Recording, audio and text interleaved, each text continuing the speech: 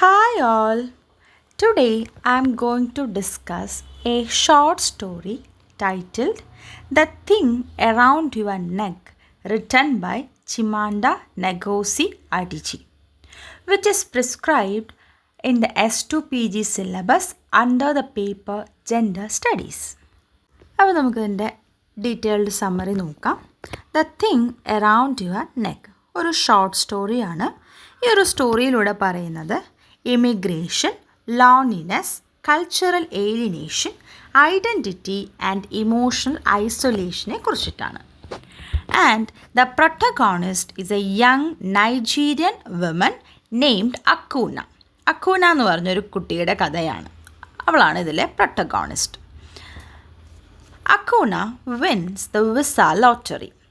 അക്കൂന അമേരിക്കയിലേക്ക് മൈഗ്രേറ്റ് ചെയ്യാനായിട്ട് പോവാണ്. അങ്ങനെ ഒരു വിസ ലോട്ടറി വിൻ ചെയ്യുന്നുണ്ട്.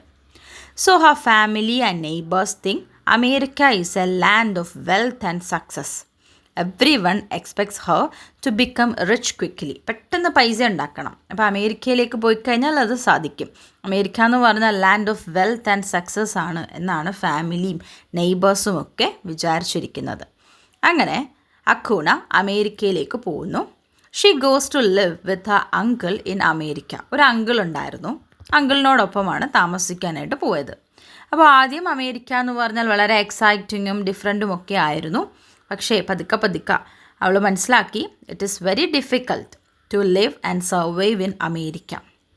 അങ്കിളുടെ കൂടെ ആയിരുന്നു അക്കോമഡേഷൻ എങ്കിലും പിന്നീട് അങ്കിൾ വളരെ ഇംപ്രോപ്പർലി ബിഹേവ് ചെയ്യാനായിട്ട് തുടങ്ങി. ഒരു സെക്ഷലി അബ്യൂസ് ചെയ്യാനൊക്കെ ശ്രമിക്കുന്നു. Akunna feels uncomfortable and shocked and she leaves his house to protect herself. പിന്നെ അവിടെ നിന്ന് ഇറങ്ങുന്നു. അവൾ സ്വയം അവളുടെ ഒരു രക്ഷയ്ക്ക് വേണ്ടിയിട്ട് അങ്കിളുടെ വീട് വിട്ട് ഇറങ്ങുന്നു. ഒറ്റയ്ക്ക് താമസിക്കാമെന്ന് പറഞ്ഞ് she moves to another city and starts living alone. അപ്പോൾ ജീവിക്കണമെങ്കിൽ എന്ത് വേണം? പൈസ വേണം. പൈസയ്ക്ക് വേറെ സോഴ്സ് ഒന്നുമില്ല.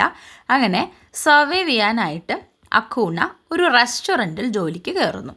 And she faces financial struggles and emotional isolation. So Akunna constantly feels empty and disconnected. അങ്ങനെ ആ ഒരു ഏകാന്തതയൊക്കെ ഡിസ്ക്രൈബ് ചെയ്യുന്നതാണ് നമ്മുടെ title, the thing around your neck. So it feels like something very difficult or tightening around her throat, making it hard to breathe. അവൾക്കൊന്നും ശ്വാസം നേരെ എടുക്കാൻ പോലും പറ്റുന്നില്ല. തൊണ്ടയാകെ വരഞ്ഞ് മുറുകുകയാണ്. ഓരോരോ ഇൻസിഡൻസ് കാരണം വീട്ടിൽ നിന്നും ഐസൊലേറ്റ് ചെയ്ത് അമേരിക്ക പോലെ ഒരു വലിയൊരു രാജ്യത്തേക്ക് വരുന്നു. അവിടെ കാര്യങ്ങളൊക്കെ വളരെ ഡിഫിക്കൾട്ടായിരുന്നു. അങ്കിൾ വളരെ മോശമായിട്ട് ബിഹേവ് ചെയ്തു. അപ്പോൾ ഇതൊക്കെ അഡ്ജസ്റ്റ് ചെയ്യാൻ വളരെയധികം ബുദ്ധിമുട്ടായിരുന്നു അക്കൂണയ്ക്ക്. So this become the central symbol of the story.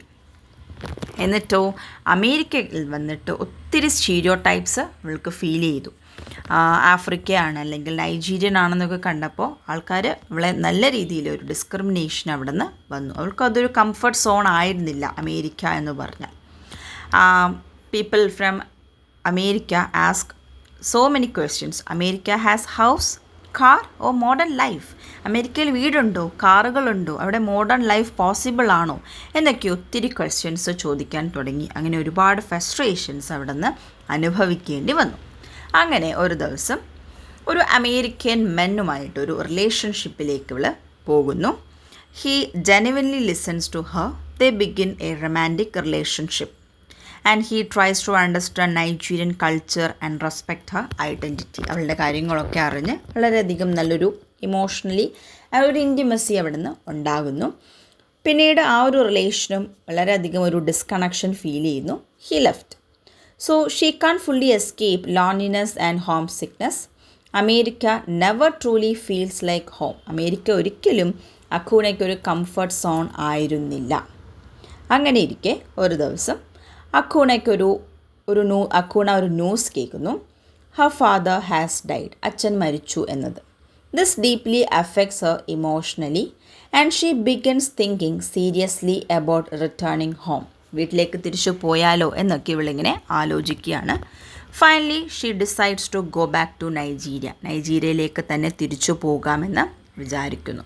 So The story ends with her emotional realization about identity, belonging, and home.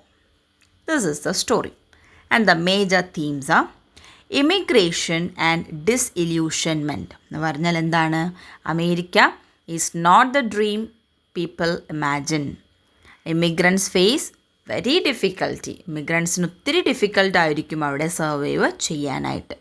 Next theme loneliness. Akunna experiences deep emotional isolation.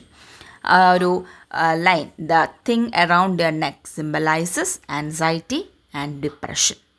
Next is cultural identity. അമേരിക്കക്കാർ ആഫ്രിക്കക്കാർ ഒത്തിരി വ്യത്യാസം ഉണ്ടായിരുന്നു, ഒത്തിരി stereo type, discrimination ഒക്കെ ഉണ്ടായിരുന്നു. And Akunna search for a place where she truly belongs. And the title, The Thing Around Your Neck, it's a symbol of loneliness, anxiety, emotional suffocation and alienation. ഇനി ഈ ഒരു സ്റ്റോറിയുടെ writing style നോക്കുകയാണെങ്കിൽ ഇതൊരു second person നറേഷനാണ്, using you, and it's creates intimacy and emotional depth. Simple but powerful language is used, and this is a realistic and emotional storytelling. To conclude, the story portrays the emotional struggles of immigrants. നമ്മുടെ സ്ഥലത്ത് ഇക്കരെ നിൽക്കുമ്പോൾ അക്കരെ പച്ച എന്ന് തോന്നി പോകുന്ന ഒരു സ്റ്റോറിയാണ് അല്ലേ. അവിടെ പോകുമ്പോൾ അതൊരു ലൈഫ്, വേറൊരു ലൈഫാണ്, നല്ലൊരു ലൈഫാണ്, വളരെ വെൽത്തി സക്സസ്ഫുൾ ആകാമെന്നൊക്കെ വിചാരിച്ചു പോയാൽ പോലും വളരെയധികം ഇമോഷണലി വീക്കാവുന്ന ഒരു മൊമെൻറ്റ്.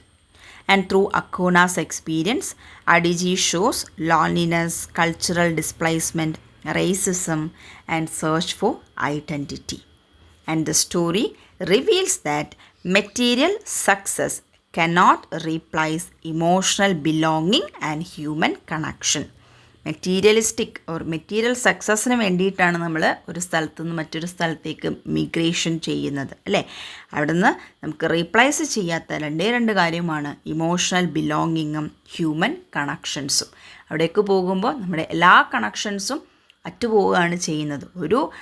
ഒരു കാര്യത്തിനും ഡിപ്പെൻഡ് ചെയ്യാൻ ഒരാൾ പോലും ഉണ്ടാവാതെ വളരെയധികം ഏകാന്തമായ, ഐസൊലേറ്റഡ് ആയിട്ടുള്ള, സ്ട്രെസ്ഫുൾ ആയിട്ടുള്ള, ഡിപ്രഷൻ, ആൻസൈറ്റി കൊണ്ടൊരു ലൈഫായിരിക്കും പിന്നീട് നമ്മൾ ലീഡ് ചെയ്യേണ്ടി വരുന്നത്.